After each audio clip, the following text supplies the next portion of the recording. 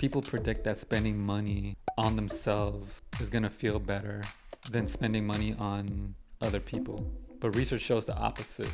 People who spend more on others are happier than people who spend money on themselves. It doesn't have to be money. You can give your time, create content that'll help people, etc. I tried these theories and I was surprised I got more of a high helping people than spending on myself. Make a list of the worst things that could happen in your life, like your children dying from a plane crash. It'll immediately boost happiness levels and be grateful.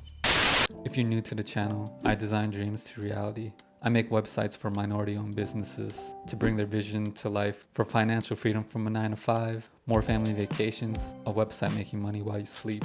I remember feeling alone, rarely seeing people that look like me, and feeling like the underdog. Having a single parent immigrant mom, my dad died in a car accident. People said my high school was ghetto, working random jobs, to designing for the Black Eyed Peas, Kanye West, Shay Mitchell, N.E.R.D, Kevin Hart, Kendrick Lamar, Chris Brown, Kid Cudi, Diddy, Neo, to name a few. Sometimes I hear people talk about happiness as buying objects. Phrases like, buy it if it makes you happy, or happiness is self-care. But have these people even read a book about the science and psychology of happiness?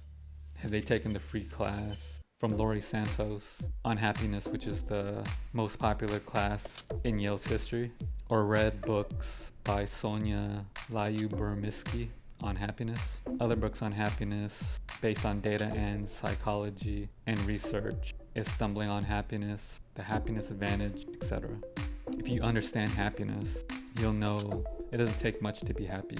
So make it easier to invest. 50% of elderly people have nothing at retirement. It's because of the biggest life expenses and society saying happiness is a big home, cars, weddings, keeping up with the Joneses, etc. The median Vanguard balance of a 65-year-old is $200,000, which allows you to live on $667 per month. Imagine being age 65 and living on $667 per month. If you're spending $3,333 per month, you'll need $1 million for retirement. If your expenses are $10,000 a month, you'll need $3 million based on the 4% rule where you multiply your yearly expenses by 25. If you need $1 million to retire, you would draw 4%, which is $3,333 per month for the rest of your life and never run out of money. Most people who don't come from money invest in an index fund through their 401k, Roth IRA, and brokerage account. 8 out of 10 people became millionaires through their company's 401k, the largest millionaire study conducted by Dave Ramsey.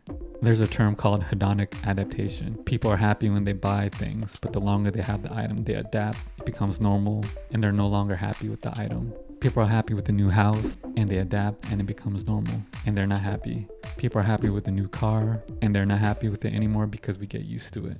People then buy a bigger house and more cars, and they still aren't happy. Nothing to wear with a closet full of clothes, some with new tags they never even use, and aren't happy. The more materialistic you get, the less happy you become. If you study happiness, reframe your mind and think about every purchase as if the doctor said you have 2 weeks left to live. What moments of your life would you remember? The big house, being at Prada, the Mercedes. Most people would say moments with fam. Write down what are the 10 things that make you happy. If you study finances, most people aren't aligned and spending on what really makes them happy. Like most people's number one on the list is family, but they're buying a BMW instead of using that money to go camping with their family. A lot of people are spending money on things that don't make them happy and are going into debt for these things. It doesn't take a lot to be happy.